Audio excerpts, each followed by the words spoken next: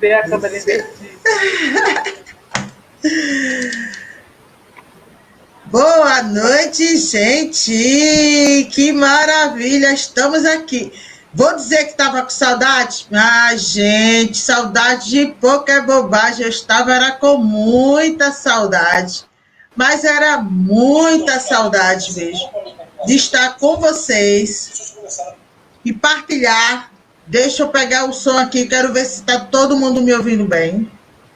Todo mundo me ouvindo bem. Quero ver se está todo mundo me ouvindo bem. Quem foi entrando aí, sejam todos bem-vindos. Ana Soares e você, um horáriozinho diferenciado, mas para esse papo chegar todo mundo, a gente teve que se adequar nesse horário, porque, gente, falar de educação é falar de tudo que é mais importante para a sociedade. Não podemos construir uma sociedade melhor se a gente não falar de educação. E antes de dar boa noite para essa nossa visitante que está aqui, olha que coisa linda a gente está. Você está me ouvindo bem, Josineide? Tô sim. Então, gente, quem for entrando aí, se estiver ouvindo bem, passa aí o ok, que tá tudo ok, tá ouvindo bem. E eu vou só ler para vocês um pouquinho do currículo desta mulher forte, empoderada, que dá um orgulho na gente. Tão grande da gente saber. Oi. Só um minutinho. Nem nós estamos conseguindo, as pessoas estão falando aqui comigo que não estão conseguindo ver nem na minha linha do tempo e nem na tua linha do tempo a nossa live. Não estão? Porque Não já tem estão. gente entrando aí na nossa página. Não estão? Não estão. Inclusive, eu acabei de observar também a minha e a sua e não estou conseguindo ver. Eu estou na página oficial Ana Soares. Sim. Ana Soares. E vamos compartilhar.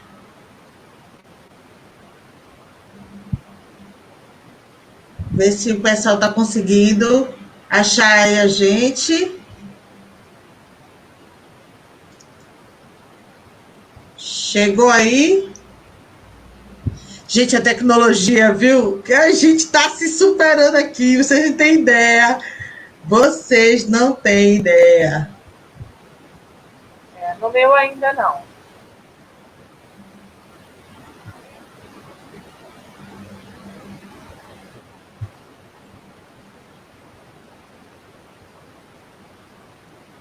Agora vamos ver se... Ai, compartilhei para você, tá vendo? Gente, gente, isso que vocês estão assistindo aqui é a superação de quem não entende nada de tecnologia, está fazendo isso para estar mais perto de você, Ana Soares, e você. E aí eu volto para dizer, eis-me aqui, Ruth, chegou Ruth, Adriana, companheira, esta é a mulher que nasceu para ser pedagoga. Adriana Maria, seja bem-vinda. Gente, sejam todos bem-vindos. Sejam todos bem-vindos. Boa noite, companheira.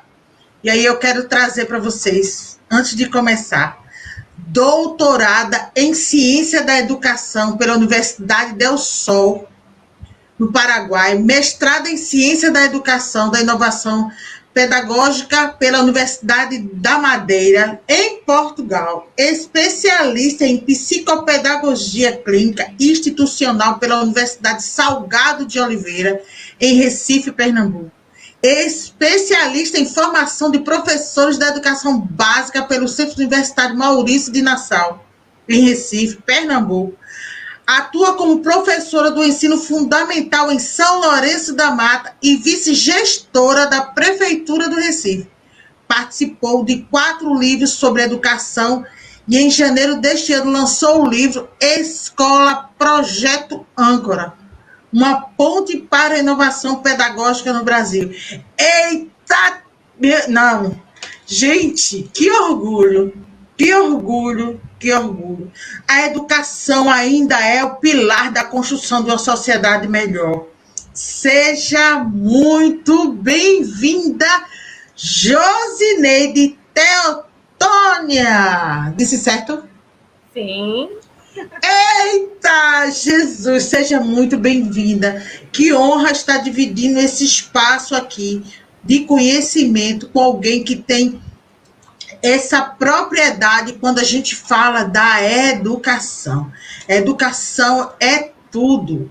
Que orgulho em saber que ainda temos mulheres que defendem a educação com tanta força, com tanta determinação.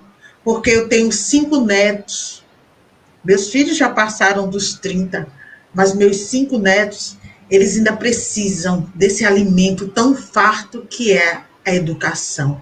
Seja muito bem-vinda. Apresente-se para o nosso povo. Muito boa noite a todos e a todas. Você já fez toda a apresentação, né? Mas eu gostaria também de começar já agradecendo alguns apoiadores, tá? Como você bem falou, eu sou doutoranda em Ciências da Educação e eu gostaria de agradecer as pessoas que fazem parte desse processo em que eu estou me tornando doutora, que é a magnífica reitora da UNADES, a doutora Gleides Petrona Morales, a diretora-geral do programa Brasil UNADES, a professora doutora Maria Medina Barrios, a diretora de pesquisa do CIA e membro do colegiado da UNADES, a professora Maria Aparecida Monteiro da Silva, e ao meu orientador, que era daqui pertinho, na nossa terrinha, de Camaragibe, o diretor acadêmico do CIA, uma pessoa super competente, o diretor acadêmico do CIA e membro do colegiado do PPGE UNADES e representante da instituição no Brasil, o doutor Davidson Bandeira de Moura. E gostaria também de agradecer aos amigos, colegas professores da nossa rede, né, de São Lourenço da Mata, no qual me procurou durante todo o dia, e a semana passada também eu tive várias inquietações a respeito de inovação pedagógica, e isso tem me motivado, né, a falar mais sobre o assunto, porque há sede de mudança, né? A gente já percebe que esse cenário de pandemia veio nos mostrar que a escola está um caos antes de nós estarmos nesse caos mundial, né? E muitos professores perdidos, né? Muitos professores perdidos, tendo que fazer aulas remotas, tendo que fazer uma série de coisas no qual a formação não preparou. E as formações continuadas que acontecem nos municípios de maneira geral também não cuidou de preparar para essa inovação pedagógica, e que nós também iremos falar durante a live de hoje sobre essa confusão entre inovação pedagógica e tecnologia. Elas podem estar atreladas? Vamos conversar. Mas isso é inovação pedagógica? Isso é inovação pedagógica? Também vamos conversar. Eu queria só lembrar aqueles que estão chegando aí, sejam todos bem-vindos, que o tema é, olha, inovação pedagógica. E esse nome que tem nesse livro, Uma Ponte para a Inovação Pedagógica no Brasil, âncora. Gente, decifra isso que eu estou encantada. Decifra isso, traz isso. Vou te contar um pouco da história, né? Eu faço parte da Prefeitura do Recife, sou vice-gestora em Recife, e aqui eu trabalho, aqui em São Lourenço da Mata, trabalho com a educação fundamental 1. E há 15 anos que eu estou em São Lourenço da Mata, na verdade, e em exercício do magistério, completa esse ano 25 anos. Então, eu comecei lá bem cedinho no chão da escola. Porém, sempre me inquietou o papel da escola. E fala-se todo o tempo, e em qualquer formação que você perguntar a qualquer professor, qualquer palestrante, formar o cidadão para viver em sociedade. Mas que cidadão? Que sociedade? Com quais preceitos? Com base em quais currículos? essa escola está preparada para formar esse estudante? Nós estamos vendo que essa pandemia veio nos mostrar aí que os estudantes nem na própria casa conseguem serem pesquisadores. A escola não preparou o estudante para que ele pudesse desenvolver aprendizagens e ficou tudo isso lançado somente pensado que a aprendizagem só pudesse ocorrer dentro de uma sala de aula, dentro de uma escola. Então, nós estamos podendo ter a conscientização de que a aprendizagem ela pode acontecer a todo tempo, em todos os espaços, com as avós, com os avós, com a família, com a vizinhança. Mas deixa eu voltar um pouco atrás. Estava eu em sala de aula e vivendo essas inquietações. Quando eu termino a graduação, faço especialização, minha graduação em licenciatura plena em pedagogia, como você bem falou, e o tema da minha dissertação foi justamente a autoestima, um elo para o sucesso. Já tentando resgatar essa autoestima do aluno e fazer com que essa aprendizagem tivesse sentido, que a escola fizesse sentido. Não contente e não me sentindo ainda satisfeita com as respostas que havia encontrado, fui fazer psicopedagogia clínica e institucional e cliniquei durante 1 ano para compreender por que alguns alunos, eu dava aula para todos os alunos, uns aprendiam e outros não. Então, por que uns aprendem e outros não aprendem? Aí a gente vai buscar lá o tempo da criança, a maturação, e foi muito bom para compor o meu currículo, para compor a minha pessoa, né? O professor enquanto pessoa. Só que eu ainda não estava contente. Então, ao entrar no mestrado, em 2012, eu conheci o professor José Pacheco, que ele é o fundador da Escola Projeto Âncora, ele é cofundador da Escola Projeto Âncora, aqui no Brasil, e fundador da Escola da Ponte, que é referência mundial em inovação pedagógica. Então, eu disse, eu caí numa palestra no Centro de Convenções, e imediatamente, quando ele encerrou, eu me dirigi a ele, subi no palco, né? E disse, eu preciso saber como é que isso acontece. Não interessa onde acontece, se é aqui, se é em Portugal, não interessa. Eu vou buscar essa resposta. E fui até Portugal, né? Desenvolvi o primeiro pensamento, fui entender como é que acontecia a inovação pedagógica em Portugal. Entretanto, quando eu vinha da formação, que eu trabalhava como formadora também do PENAI, aqui em São Lourenço da Mata, eu escutava muito de dizer assim, na teoria é uma coisa, na prática é outra. Isso acontece porque é na Europa. Então, eu precisava embasar esse conhecimento dentro do território nacional, com a realidade que nós temos dentro dos nossos municípios pernambucanos e, no geral, no Brasil. E encontrei o Pacheco já morando no Brasil, ele já morava no Brasil em 2012, né? E já estava desenvolvendo a Escola Projeto Âncora, que foi tema justamente da minha dissertação. E ele se tornou o livro. E, graças a Deus, algumas editoras você não consegue mais encontrar, ele já está esgotado, né? Mas insiste lá, tá? Insiste lá para a editora ter que colocar na estante lá para vender. Então, o que acontece?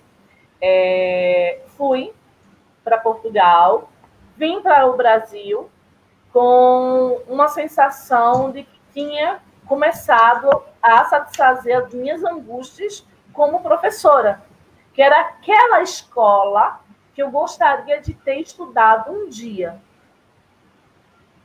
Quando eu vou, em 2017, fazer a pesquisa de campo em São Paulo, em Cotia, São Paulo, eu me deparo com uma palavra que a gente fala muito, né? Que é a autonomia, né? Em cima do que nos passou Paulo Freire, mas, infelizmente, nas salas de aula e nas nossas formações continuadas, nas formações de professores, na nossa graduação, na nossa especialização, nós não conseguimos entender o que é que a palavra autonomia quer dizer. E quando eu senti isso na pele, foi chocante. Né? Eu fiz a pesquisa de campo e confesso que fiquei atordoada quando eu passei por um estudante e perguntei que aula ele iria ter naquele dia, e ele disse para mim: aqui não tem aulas. Mas você vai estudar o quê? Ele apresentou o roteiro de estudo, né, que ele fez e o professor autorizou ele a desenvolver, e ele estava indo estudar embaixo de uma árvore, próximo ao circo, que é o coração da escola. Então, tudo parece muito surreal. Só que as perguntas que vêm a seguir desse livro, quem compra o livro e tem acesso a ele, pode ver que a linguagem é muito... Eu sou professora, e desses 25 anos eu nunca saí dentro de sala de aula, né? E tenho a vivência de sentir a angústia dos nossos colegas professores dentro da sala de aula. E sei o quanto nós precisamos de apoio para que haja essa inovação, né? Aí, voltando à pesquisa, desenvolvi a pesquisa, lancei o livro, e agora fiquei pensando como é que eu posso agora mostrar. Já mostrei o livro, mostrando que é possível haver uma ruptura, uma quebra nesse paradigma, né? Que está aí posto, que é o paradigma da ensinagem, que é onde o professor ainda continua sendo o centro de tudo, né? Ele é o detentor do conhecimento, e ele está à frente da sala de aula para mostrar o conhecimento que ele tem. Contudo, o estudante continua sendo um mero espectador. Aí vem a BNCC. A BNCC buscando o socioemocional e pedindo que nós tenhamos o olhar para tornar o estudante autônomo e protagonista. Contudo, foi possível também perceber nas formações em que eu trabalhava e que eu trabalho, que os professores fazem a pergunta: como é que eu vou ensinar? Porque eu não ensino aquilo que eu sei, eu ensino aquilo que eu sou. É aquela velha fala dos nossos pais, de dizer que nós ensinamos pelo exemplo. Nós não podemos dizer faça o que eu digo, não faça o que eu faço.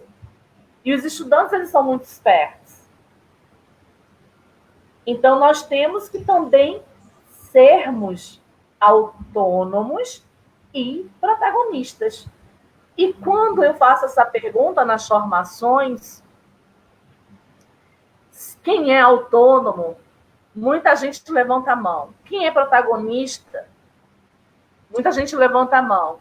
Mas quando eu começo a explanar sobre ser autônomo e ser protagonista, muita gente confunde autonomia, né, com somente o poder de decidir. E a autonomia, ela não é somente o poder de decidir, mas o poder de saber sobre o que estamos decidindo e saber as consequências de cada decisão. Sim. Se cada estudante nosso fosse preparado, ou nós mesmos, professores, fôssemos preparados para estarmos realizando pesquisas em meio a essa pandemia toda, não haveria tanta agonia em mostrar dados, em mostrar números, em ver o que é que eu faço. E está se achando em usar o Google Meet ou usar aulas virtuais como se fosse uma inovação pedagógica. E inovar vai muito mais além do que isso. Instrumentalizar uma escola não quer dizer que nela haja inovação. Já conheci escolas cheias de computadores, onde os alunos têm acesso a tablets, mas quando é dado essa ferramenta ao estudante, o estudante não tem autonomia, não sei se vocês estão conseguindo compreender, não tem autonomia de gerar a aprendizagem. Ele não conseguiu ser autônomo ao ponto de aprender a aprender. Mas existiria inovação sem essas ferramentas modernas, ou ela pode existir uma inovação mesmo com a ausência dessas ferramentas hoje? Pode. Eu posso te dizer o seguinte, que a inovação pedagógica, ela vem não da tecnologia, ela vem da atitude. Eu preciso ter a vontade de querer mudar. Eu preciso ter a vontade de gerar essa vontade no meu aprendente de querer aprender. Eu tenho que dar sentido a função do mestre em sala provocar essa ansiedade do aprender, porque não basta só ensinar, se não provocar essa necessidade de aprender. É uma troca, viu? Não basta, minha gente, que transformação. Eu estou com outro olhar.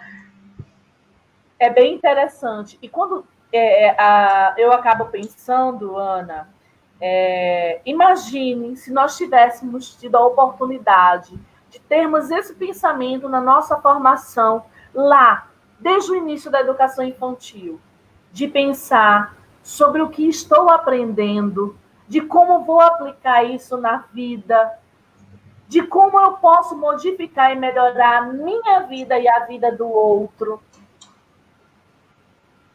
Para que serve a escola, se não para isso?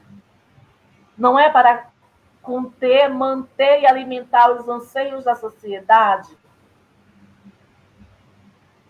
Aí nós vamos... grande reflexão, viu? Universo de reflexão aqui. Exato. Aí o que acontece também, o que está acontecendo hoje? Os professores estão perdidos também em terem que fazer aulas remotas. Quando foi que esses professores tiveram, na sua formação, uma formação neste nível? Isso quer dizer, isso é um desafio, uma nova realidade. Essa inovação passa por outro processo de renovação. Eu diria que inovação e renovação, porque ninguém esperava viver essa realidade que nós estamos hoje. Então, o professor que já tem um desafio de inovar na educação, agora ele precisa também, ele não precisa só renovar o processo de educar, mas o próprio processo dele como educador. É um desafio. É um desafio enorme. Contudo, os órgãos, as secretarias de educação e os governos deveriam estar atentos nessa outra forma de formação. Outra coisa que também os professores têm falado. Eu tenho feito aulas remotas. Tenho turmas de 40 estudantes. Mas desses 40 estudantes, apenas 6, 8 estão dando o resultado esperado. Isso não é mais um fracasso? Isso não é mais uma tentativa frustrada? Será que realmente o sistema de aula funciona? Será que a gente não deve buscar novas expectativas dentro da instituição escola e levar junto com ela a comunidade a estar agregando conhecimentos na escola, com a escola, junto com a escola, criando parcerias?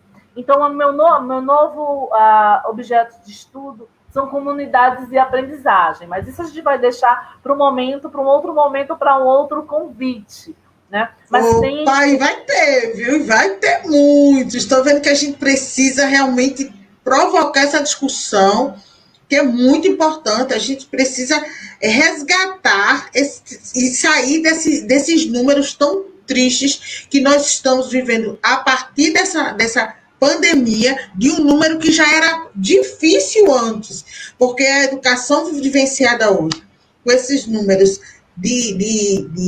que não tá casando, o aluno não está conseguindo alcançar a importância de manter a sua vontade de estudar mesmo num momento como esse. Imagina os números que nós não vamos ter posteriormente a isso. É triste só de imaginar. É verdade. Dentro dessa expectativa, Josi, o que seria da educação, dentro dessa ótica da pandemia hoje? O que é que a gente espera da educação a partir daí, dos resultados da educação em sala de aula a partir daí? Cai bem o olhar para as secretarias de educação, para modificar, porque nós temos documentos norteadores muito bons, por sinal, né? Entretanto, em muitas das vezes é negado ao professor o direito de estudar. Temos as formações continuadas em aula, atividades, mas não é perguntado ao professor qual é a dificuldade que ele está tendo, por exemplo. É necessário também, para haver inovação, ter mais que um professor, e o professor ele não pode ser ilha dentro de uma escola. Sim. Ele não pode ser ilha. E o aluno não é o meu aluno, ele é o aluno da instituição. Então, a partir do momento que o aluno é da instituição, ele é de todos, todo mundo, todos os professores, então todos têm que estarem envolvidos. Tem que discutir o PPP, tem que dar vida ao PPP, tem que buscar os valores, tem que tirar lá da gaveta, tem que parar disso de Ctrl-C, Ctrl-V, tem que levar realmente a discussão. Sim. Tem que ser levado à discussão, e uma discussão séria do que é possível fazer dentro da escola e fora da escola e com a comunidade. Então, precisamos mudar esse cenário do qual é feito ainda a educação bancária, como também falava o Paulo Freire, que é tão vivo nas escolas, nas nossas falas, mas dentro da escola tem se feito pouco, tem se vivenciado pouco Paulo Freire. Se a gente vai falar da pedagogia do oprimido, meu Deus, quanta opressão! Imagine você ter que estudar aquilo que você não gosta. Sim. Como despertar? Eu só vou te dar essa fala que você fez é de verdade, prender hoje 4 horas do dia de um adolescente, de uma criança dentro de uma sala de aula e fazer disso uma prisão, porque ele se sente oprimido e aprisionado num espaço, fazendo algo que ele não sente prazer em fazer. E ele tem que fazer isso naquele dia, e ele já se sente entediado, imaginar que ele vai ter que repetir aquela mesma ação no dia seguinte, tirando o prazer do conhecimento. Porque o conhecimento ele tem que ter um mínimo de prazer para fazer a criança sair motivada de casa. Deixa eu te falar uma experiência. Eu sei que meu orientador está assistindo, um beijo, mas eu vou revelar só uma fala, né, de um achado durante a pesquisa. Que o estudante, estávamos num grupo, eu estava numa formação, na verdade, numa formação que estavam lá professores do Brasil inteiro, estava em São Paulo, e o estudante levantou e disse, olha, eu fiz um projeto. Nós trabalhamos com projetos individuais, orientados pelos professores, né? A Escola Aberta de São Paulo, né, trabalha dessa forma, eu estou pesquisando a Escola Aberta de São Paulo, que é uma comunidade de aprendizagem, e o estudante disse assim, eu acabei o meu projeto, já terminei o meu projeto, né, já fiz a minha pesquisa, e durante a pesquisa, eu pesquisei sobre a vida dos cachorros, porque eu gosto de cachorro. Aí todos os professores fizeram aquela cara meio que de desdém. porque um aluno de 5º ano pesquisando vida de cachorro, ai, que coisa tão, né, sem sentido para nós, vamos dizer assim. Aí vem o estudante e diz, eu pesquisei a vida do cachorro, a raça, de qual continente, de qual país, qual a sua alimentação, quanto tempo ele vive. Imagina a riqueza. E não parou por aí. Ele continuou. Ele disse, e agora eu estou num novo projeto. Já terminei esse projeto e os outros estudantes que quiserem também ter acesso a essa pesquisa que eu fiz, essa pesquisa está disponível, os estudantes ficam com essa acessibilidade aos projetos que os outros estudantes vivenciaram, né? E que podem ser projetos vivenciados individualmente, em dupla, em trio, em grupo, né? E isso sempre tutorado pelos professores. Aí vem a segunda parte da fala desse estudante. Disse, só que agora eu estou num novo projeto. Aí nós, qual o projeto? Ele disse, agora eu estou pesquisando a aceleração de partículas e de moléculas. Todo mundo, como assim? Aí ele respondeu, porque aqui eu estudo o que eu gosto. E os professores vão colocando o que eu preciso. E eles vão vendo o meu nível de maturidade, se eu posso aprofundar. Aqui eu posso estudar não só o assunto da minha do meu ano, que no caso dele era 5º ano, né? Ele disse, eu posso estudar assunto do 9º ano, assunto da universidade. Aí a gente perguntou, o que foi que motivou você a pesquisar sobre, a colocar isso no seu projeto? Ele disse, uma série na Netflix, que eu vi falando sobre aceleração de partículas e de moléculas, então eu me interessei. Então, veja bem o que é que cabe na educação. A partir de que ele desenvolveu um projeto. Ele vivenciou um projeto muito rico. E eu tive também um outro exemplo de uma estudante que ela estava falando que eu presenciei uma avaliação, que também a gente tem que refletir essas formas avaliativas que nós temos, né, de fazer. Sim. E ela estava dialogando com o professor tutor dela, e ela estava falando sobre Guerra Fria, uma aluna do 7º ano, e linkando o que estava acontecendo durante a Guerra Fria em outros países, linkando com o que estava acontecendo no Brasil naquela época. Então, isso é inovar, é parar de fragmentar, é dar para o aluno asas para que ele voe. E não poudar essas asas por causa da nossa falha, da nossa formação. Não quer dizer que eu esteja agora no doutorado que eu sei tudo. Eu sou imperfeita, eu sou incompleta, eu vou morrer incompleta. Mas eu preciso gerar curiosidade em torno do que eu quero aprender. O estudante precisa ter essa curiosidade. Agora, o professor precisa de apoio, porque ele sozinho ele não fará essa inovação pedagógica. Se ele estiver sozinho dentro da escola, e eu costumo dizer que o professor ele não pode ser ilha, ele tem que ser continente. No início, nós vamos escutar muitas coisas, eu escutei muito. Escutei muito aqui, me permita, de que vassoura, eu fazia muito bem o que fazia, porque eu era vassoura nova.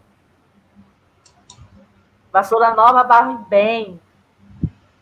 Mas há 25 anos a vassoura está resistindo e varrendo bem, e querendo varrer muito melhor. Né? Porque quando a gente se descobre sujeito aprendente, aprende a aprender, aprende junto com o aluno e quebra o pedestal. Eu não preciso dizer para o aluno que eu sei de tudo.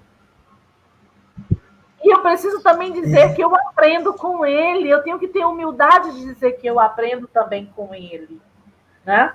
E eu vou te falar algumas coisas aqui para que a gente perceba que é uma fala do meu professor na época do mestrado, do Carlos Fino, num artigo que ele fez sobre inovação pedagógica, ele diz assim, que nós temos que ter uma ruptura. E no sentido de Thomas Kuhn, ele atribui essa ruptura paradigmática. A inovação pressupõe um salto, uma descontinuidade.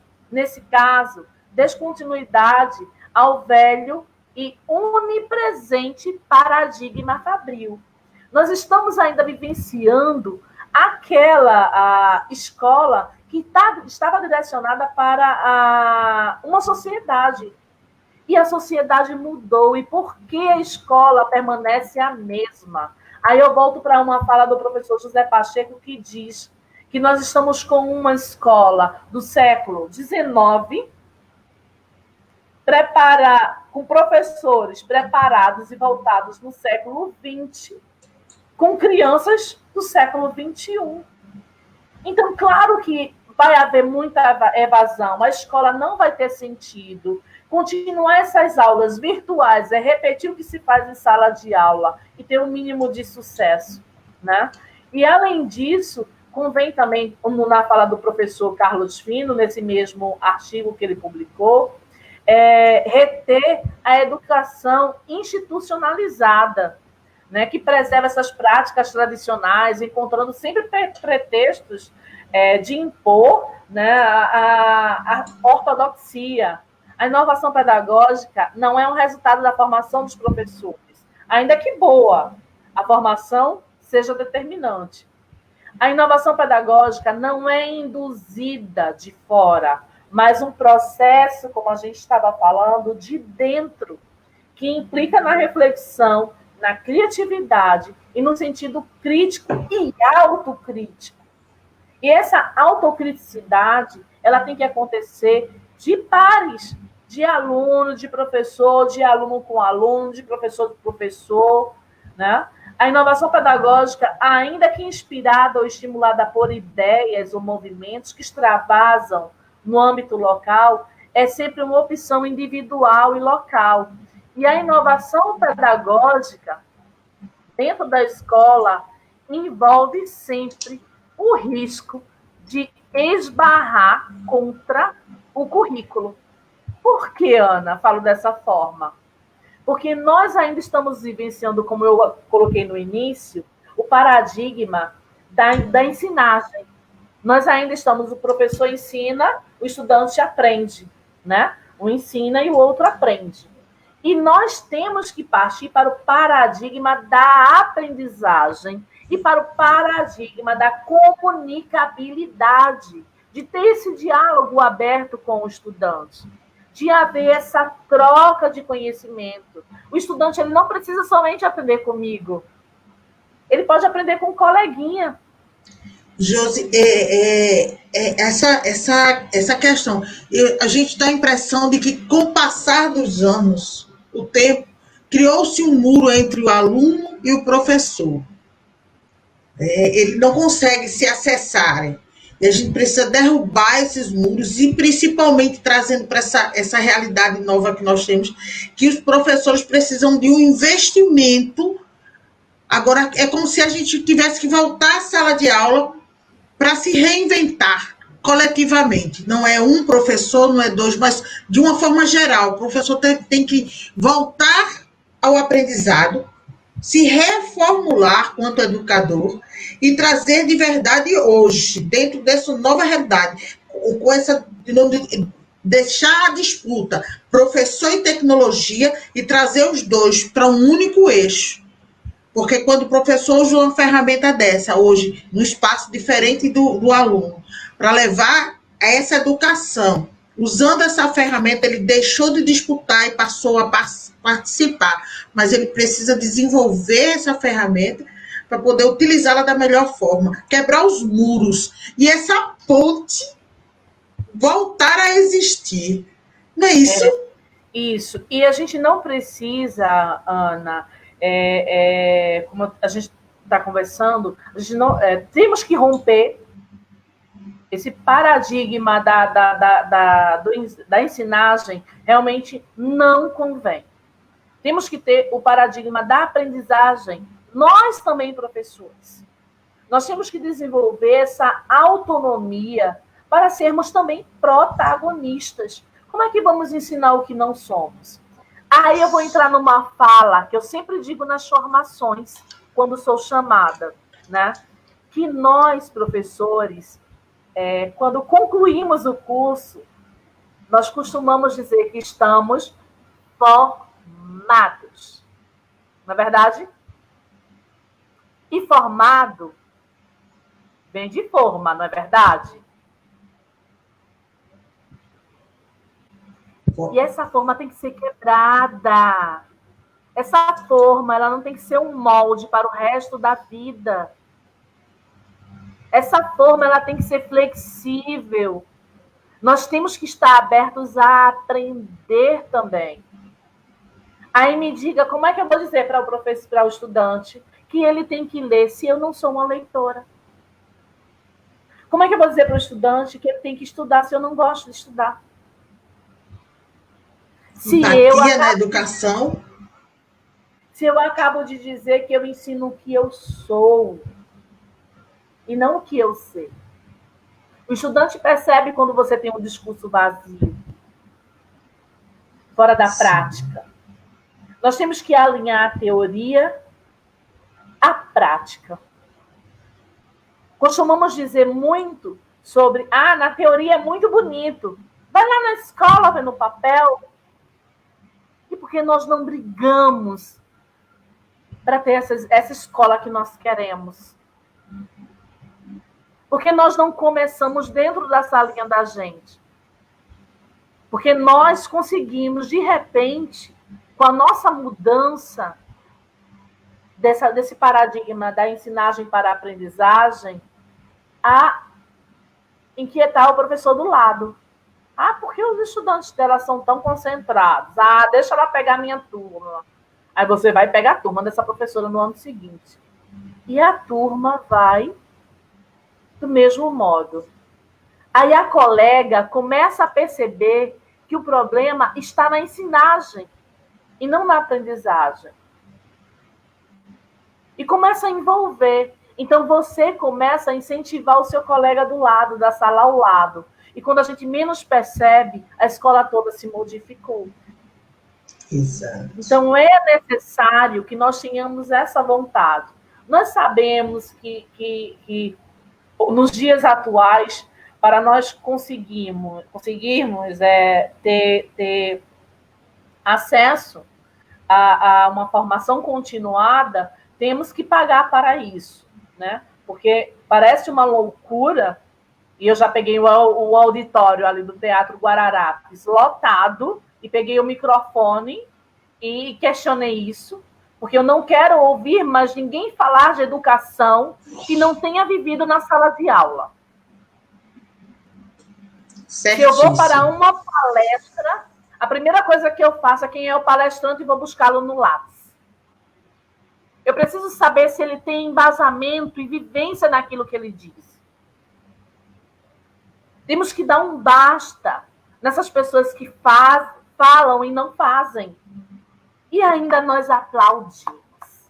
Existem assim de estrelas ganhando milhões e a gente não consegue levar isso para a prática porque é um discurso vazio. Tal qual como a gente faz em sala de aula, que o aluno percebe que também é um discurso vazio. E na prática a formação continuada hoje deveria ser um dos mais importantes investimentos para essa inovação. Não tem como mudar o conceito, não mudar esses métodos pedagógicos que hoje são utilizados no dia a dia dentro de sala de aula, sem um investimento na formação continuada dos professores. Eu defendo sempre a formação continuada em qualquer função que seja de acompanhamento, de continuidade. E sala de aula é a coisa mais importante. Essa evolução. Hoje, na prática, estamos vivendo o fracasso de um período de pandemia onde a educação não estava preparada para essa transformação tão imediata, porque é algo que se planejava acontecer daqui a algum tempo, ela foi obrigatoriamente utilizada agora, onde pegou uma sociedade despreparada, um quadro de professores despreparados, e eu falo a nível de educação pública, se as escolas particulares estão tendo essas dificuldades, imagina a educação pública, onde não há essa preparação. Você vai nas casas dos alunos, você tem uma sala de aula hoje, 30 alunos, hoje, parte desses alunos não acompanha porque não tem internet, não tem um celular, não tem material para fazer esse acompanhamento, tem que esperar um outro momento, e aí ele não acompanha no mesmo instante dos outros, não tem a sequência, ele não está tendo a rotina, e ele não foi preparado porque ele já não tinha esse incentivo antes da sala de aula. Ele vai querer ficar ouvindo numa telinha de celular aquele professor que ele já não aguentava mais ouvir e ver aquela mesma prática repetitiva que não constrói, porque não é culpa do professor, ao contrário, que ele se prepara muito. É porque a forma com que ele foi preparado e a estagnação da educação, do preparo do professor, não é culpa dele. Não é culpa dele. Mas precisamos mudar isso na sociedade futura. Porque quem está nas salas de aula são os nossos filhos. Eu vou te dar só um exemplo. Sim. De agora há pouco, está bem recente, né? Não sei se todo mundo sabe, mas a BNCC teve o prazo para o cumprimento, implantação em cumprimento, não é para a gente agora estudar, né? A implantação já vai, por causa da pandemia não está acontecendo, mas já era para, se estivéssemos em condições normais, a escola deveria agora estar recebendo visitas para ver se estava havendo o cumprimento da BNCC nas escolas, né? E fui eu perguntar aos professores, dentro de uma das pesquisas, se os professores tinham acesso à BNCC. E que a BNCC está disponível na internet, assim como tantos assuntos que nós queiramos aprender, está disponível também. Mas os professores não tinham acesso, né? E não tinham tido também formação, né, para ter essa curiosidade em acessar.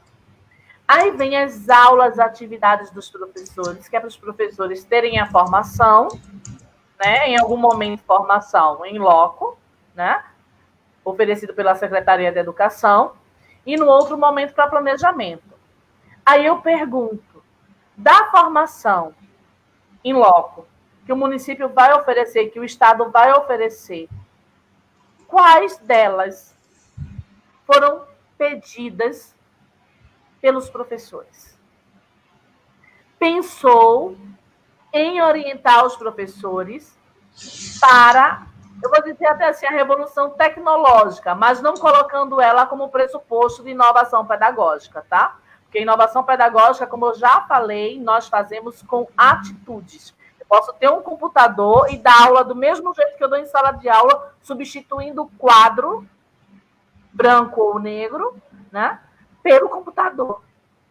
E o estudante vai continuar sendo mero espectador. Está na atitude. Está em desenvolver o protagonismo, em desenvolver a autonomia do estudante, né? E que colocar essa tecnologia para os professores, dar notebook para os professores, não é suficiente. Na formação continuada, nós queremos, sim, estudar sobre inovação pedagógica, nós queremos, sim, saber porque a escola não está colocando, orientando as crianças para irem contra a evasão, para permanecerem na escola, para a escola ter um sentido. Para o pai, qual é o sentido daquela escola na comunidade? Aquela escola agrega em quê? Aquele professor agrega em quê? O que o estudante está aprendendo agrega em quê? Nós precisamos fazer essas perguntas para a construção do PPP, para assim começar a vivenciar. E vivenciando e voltando sempre para o PPP para refletir. Nós temos que quebrar esse engessamento, esse ostracismo que foi colocado. né, nas nossas mentes de que estamos formados. O único momento que vamos estar numa forma é ao morrer. Mas até lá, nós somos uma metamorfose, nós estamos aprendendo o tempo todo. Seja agora as duras penas, como está no período da pandemia, ou seja, uma contextualização de um cenário que não seja caótico, que seja de preparação de fato desses professores. O professor tem que ser visto também pelas secretarias como aquele agente que vai fazer a inovação pedagógica acontecer. Ele precisa ser olhado de uma outra forma. Os professores precisam ser respeitados, serem conduzidos na formação, também na inquietação de um novo modelo de formação. Se eu vou para uma formação oferecida pelo Estado, pelo município, seja por um congresso, onde eu não posso abrir minha boca e questionar, não me convida. Sim. Não me convida. Eu já aprendi que eu posso falar, eu já aprendi que eu sou crítica, eu já aprendi que eu sou protagonista, eu já aprendi que eu sou autônoma. Esses questionamentos precisam existir na iniciativa do próprio professor. Ele precisa se questionar para ser um questionador também. Se esse não se ter provocado, e aí diz, esse novo modelo de formação precisa se adequar também àquilo que se espera dentro de sala de aula. Então, esse retorno à sala de aula pelo professor, recebendo aí uma formação mais direcionada a essa realidade de hoje. A esse aluno que ele é mais inquieto em sala de aula, porque ele tem acesso à tecnologia, ele tem acesso a informações que os alunos anteriormente não tinham, então eles chegam dentro de uma sala de aula, num ambiente, num quadrado, onde ele fica fechado quase 4 horas, sendo bombardeado por algo que não o motiva. Ana, sabe a pergunta que eu me faço cada vez que eu entro na escola? Se eu suportaria assistir a aula que eu acabei de fazer, de construir. Eita, que essa pergunta agora tirou assim, ó, em mim, qualquer um que entra dentro de sala de aula. Essa pergunta nós temos que fazer todos os momentos. E o que é que falta? O que é que está faltando? Qual é a motivação que eu preciso? Né? Quem sou eu dentro da escola? Quem sou eu para a prefeitura, para o governo do estado? Quem sou eu para a educação nacional? Quem sou eu no mundo? E o que é que eu pretendo fazer com esse eu? Porque eu também posso ir para a escola todos os dias e essa escola ser um local de sofrimento, onde eu sofro assédio moral, aonde eu seja apontada pelo que eu faço, ou porque eu quero aparecer, porque também tem isso. Às vezes até os próprios colegas fazem esses apontamentos, infelizmente acontece. Mas com o tempo, como diz o ditado, água mole e pedra dura tanto bate, até que fura. Até esse que está lá acomodado, vamos dizer assim, que é uma frase também do Pacheco que eu gosto muito, que nós precisamos incomodar os acomodados. E eu não dirijo essa frase somente para o professor, não. Eu dirijo essa frase para todos que fazem parte da educação, da secretaria, da prefeitura, até aquele mínimo que eu acho que não vai fazer tanta diferença na vida do aluno. É para todos que vai essa pergunta. E de agora em diante, o que vamos fazer? Vamos continuar com a escola que eu não colocaria minha filha? Minha filha estuda em escola pública do governo do estado.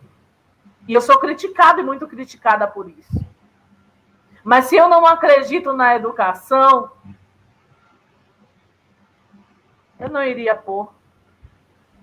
Se eu não respeitasse aqueles colegas que lá estão e confiasse no trabalho que eles estão fazendo, não colocaria. E a gente precisa criar uma rede de apoio entre os professores e parar de se apontar e darmos as mãos.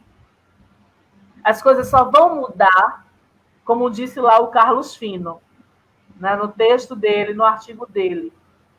Quando a gente tiver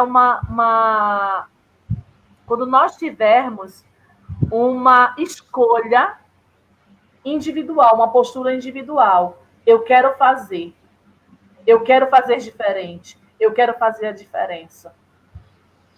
Você pode até já ter feito muita diferença e já está até aposentado, né? Mas o cenário hoje pede que nós pensemos mais sobre essa escola que estamos oferecendo. A escola ela não é um centro prisional para crianças ou para adolescentes. Ela precisa ser uma escola viva, uma escola alegre, uma escola que tenha movimento, que cultive valores, que a comunidade esteja atrelada e seja ela ouvida em todos os momentos. Nós precisamos criar novamente o que num dado momento foi rompido. Tem escola que tem a comunidade como uma ameaça. E não Infelizmente isso acontece, a gente tem essa dificuldade dentro, principalmente nas áreas rurais. As escolas parece que é um centro de libertação e ela é vista como ameaça, isso nas áreas mais distantes do centro.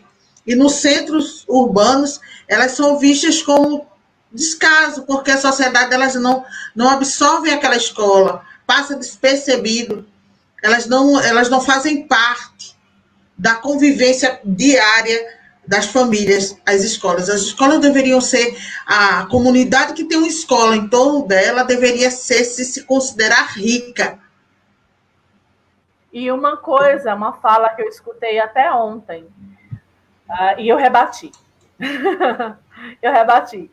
Porque foi uma fala que eu escutei, dizendo, a escola de antigamente havia respeito, havia opressão, gente, acorda. Se a escola de antigamente fosse tão boa assim, nós não estaríamos vivenciando o caos que está nos valores humanos. Porque essa geração é fruto da anterior. Assujeitando os sujeitos. E outra, a escola não precisa mais preparar para o futuro, não. O futuro é agora. Precisamos preparar para o presente. Olha aí. Estávamos preparando para esse futuro. Porque estávamos pulando uma etapa, que é o presente. Temos que preparar para o presente. Enquanto nessas aulas remotas, quando me perguntam, a primeira sobre isso, eu digo, qual é o intuito? O que é que está sendo feito? Não estamos vivenciando o currículo. Oi? Qual é o currículo mais importante? Será que não seria agora haver números, fatos, dados, sentimentos, alfabetização dos sentimentos? O que é que essas crianças estão passando em casa? O que é que elas têm aprendido? O que é que elas podem dividir conosco e com os colegas, mesmo que seja em aulas remotas? Aí a criança está lá com o pai recebendo um auxílio emergencial, né, que mal dá para complementar a renda, fica super estressado, e eu tendo lá que ensinar que B com A é dá, pelo amor de Deus. Escola, totalmente fora da realidade, totalmente fora da realidade da convivência, porque os alunos eles parecem ser iguais quando estão dentro de salas de aula, mas eles têm realidades diferentes. Alguns saíram de casa, se alimentaram, outros não, depende da alimentação da escola, outros saíram de casa, os pais se despediram e deram um beijo e desejaram a ele um bom dia, outros não, eles saíram por baixo de violência, ou eles participam da violência doméstica que eles estão inseridos. Então, inúmeras realidades que precisam ser vistas, ser criada essa empatia do professor para com o aluno e ver que ele... E agora, através de uma tela, isso tudo tem que ser administrado. Não é fácil. Professores, não é fácil. E para esses professores que estão sendo heróis, eu tiro meu chapéu dos parabéns. Infelizmente, nós ainda somos sujeitos assujeitados. Temos que fazer por imposição do governo, de quem lá está acima de nós mandando fazer. Infelizmente. Temos que lutar. Números, né? Precisam dar conta de números, precisam dar conta dos índices, eles não podem... A educação hoje que não reprova, que não avalia, torna sujeitos que não passaram pela avaliação mais da escola. Eles sabem que eles bastam cumprir. E nem se autoavaliam. Né? É muito grave. Nós, professores, nós da educação, temos cometido crimes educacionais. E se a gente vai buscar na LDB, se a gente vai buscar no Estatuto da Criança e do Adolescente, se a gente vai buscar na BNCC, está tudo oposto. E cadê as formações em torno disso? E cadê a oportunização do professor em ver um cenário diferente e querer fazer diferente se eu mostro somente nas formações o igual? Se a exigência é pelo igual. Faça igual, como na sala de aula. Agora há pouco eu vi uma postagem de uma professora amarrando uma câmera, amarrando o celular numa cadeira de plástico, em frente ao quadro negro e dando uma aula, ela sozinha na sala, dando uma aula, vamos dizer assim, virtual para os estudantes. E nós temos que nos sujeitar a isso. Isso é inovação. Coitado, vou falar com a professora doutora Maria Aparecida, que eu amo tanto também, que é do programa do doutorado. Socorro! Pelo amor de Deus, a escola está pedindo socorro, a educação está pedindo socorro.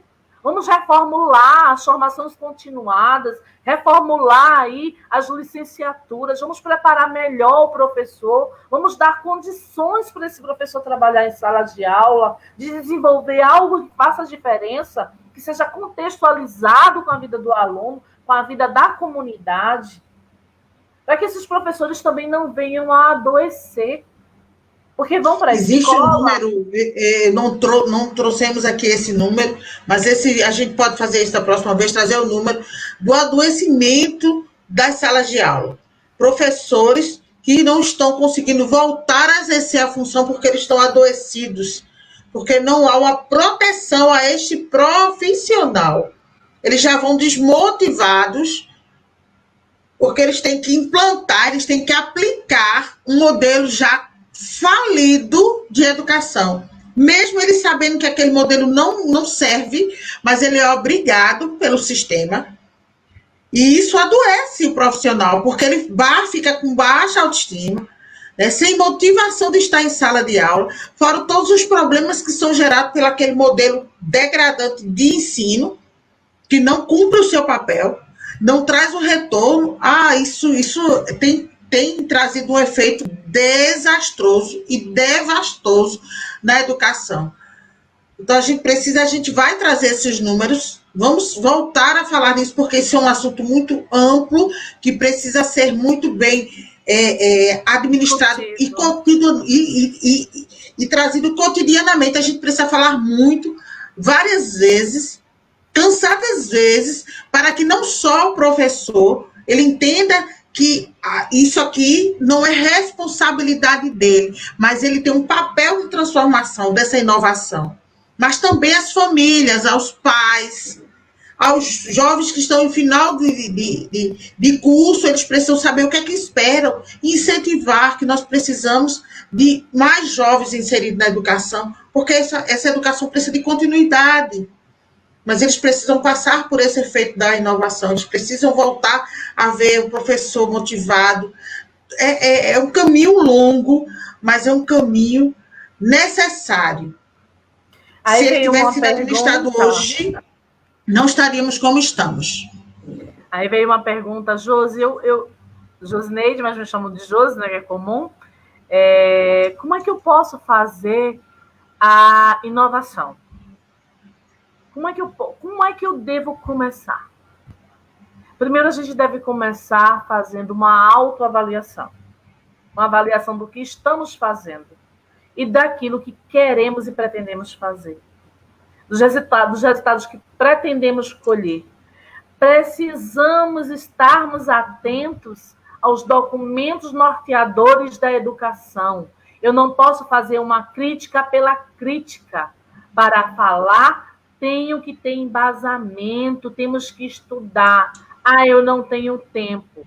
Vamos, então, ver como é que podemos fazer para ter a garantia do tempo do estudo, que nós temos o tempo da aula-atividade. Então, vamos brigar por ela, para estudarmos nesse momento. Precisamos também, Ana, ter essa sede de aprender. Reconhecer que somos falhos.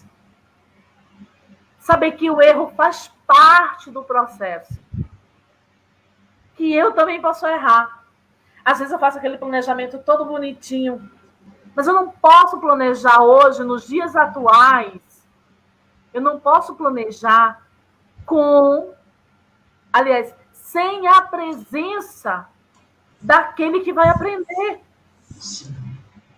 Eu tenho que planejar junto com os estudantes. Então, eu tenho ali o currículo exigido pelo MEC, mas eu também tenho que ter a criatividade de dizer, olha, nós podemos aprender dessa forma, dessa forma, dessa forma. Vamos juntos. O que é de hoje de interesse? É saneamento básico na nossa comunidade? É sobre o plantio, as entre-safras?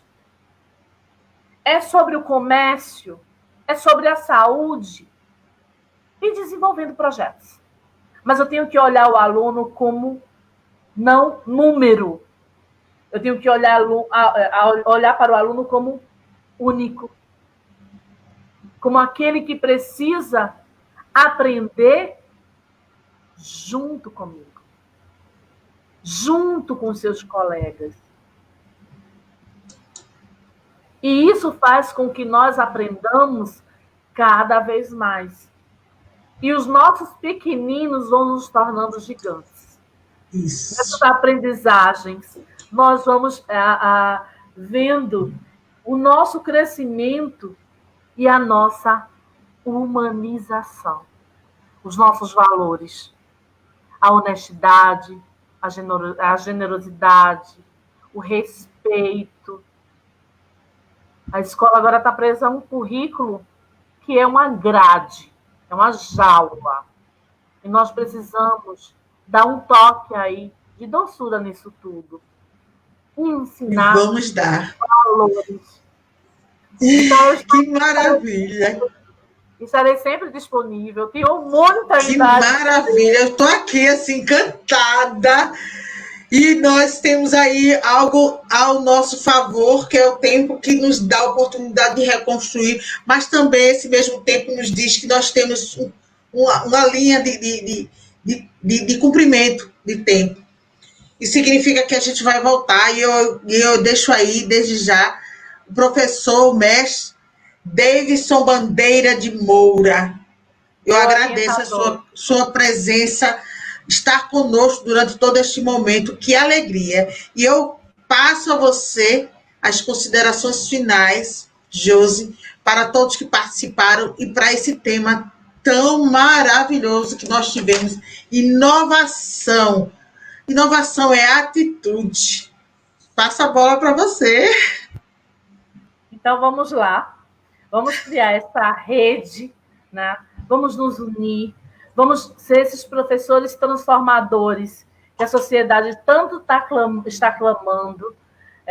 Vamos juntos, sem ver quem quer aparecer mais ou menos. Vamos se colocar no mesmo chão. Olha aí o vírus nos mostrando que somos meros mortais, para fazer a diferença na vida daquele que está próximo.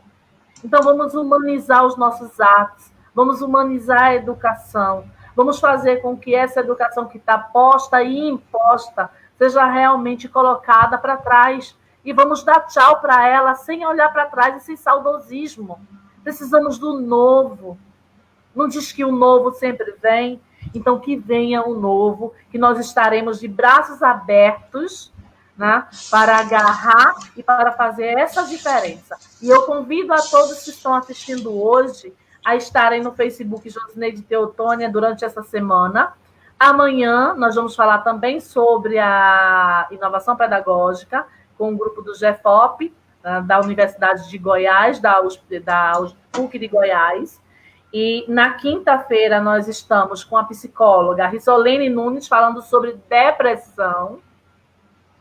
E na sexta-feira nós estamos com o escritório de Direito falando sobre assédio moral.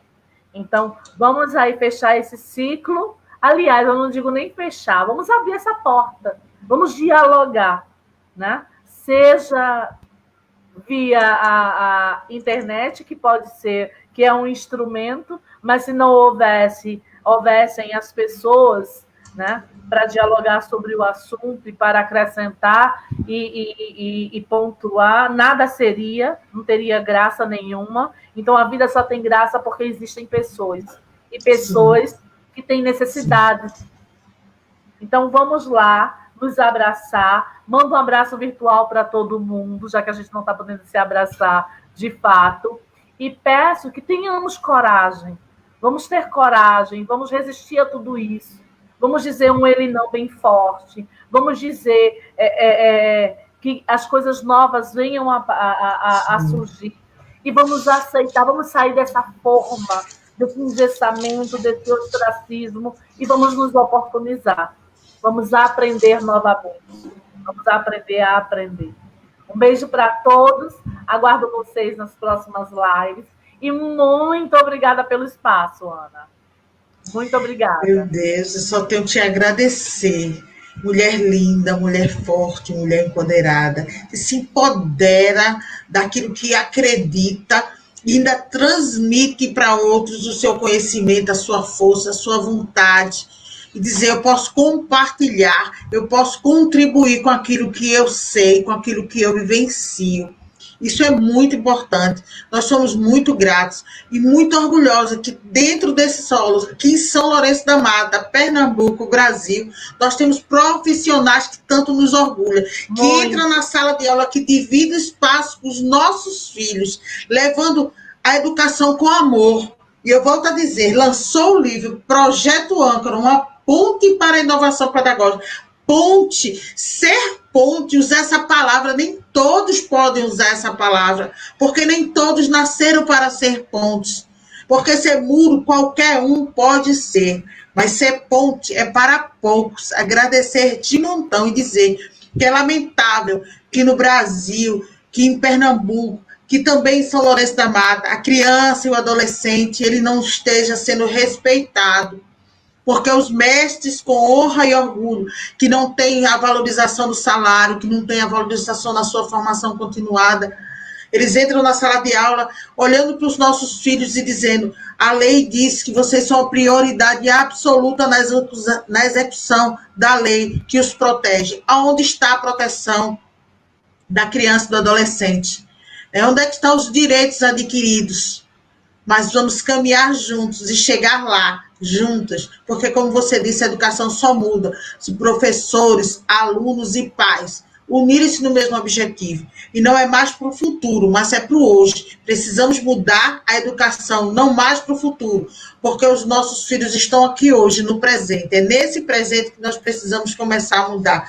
Parabéns, Josi, a você, as minhas palmas, Obrigada. A você, o aplauso dessa sociedade. Gratidão a Deus. Muito obrigada. Gente, boa noite. Obrigada nesse horário novo, pela presença de todos, aos mestres que partilharam de todos os lugares do Brasil e fora do Brasil. Que honra ter vocês. Eu estou aqui extremamente grata e acrescida de conhecimento, mas acima de tudo de força, que para onde nós queremos ir, o caminho é esse. conhecimento. Gente, boa noite, obrigada. E Ana Soares, e você agradece, estávamos aqui, a gente volta e acompanha aí, viu? Josi, agora eu quero esse livro, eu quero ler tudo que tem aí dentro e eu quero vivenciar essa experiência com você. Eu vou fazer o seguinte, eu vou deixar para você presentear, eu sortear 5 exemplares, tá bem? Gente, na próxima live eu trago o livro para vocês. Quem participar do sorteio, vai lá participar. Acompanha a Josi nas suas redes sociais. Todos os temas que ela colocou aqui serão de extrema importância, porque a gente tem que sair dessa pandemia, não mais como entramos. Porque essa que entrou na pandemia, eu não quero que saia dela, porque vai sair, será transformada. Forte para resistir, lutar. Fica com Deus, gente. Boa noite!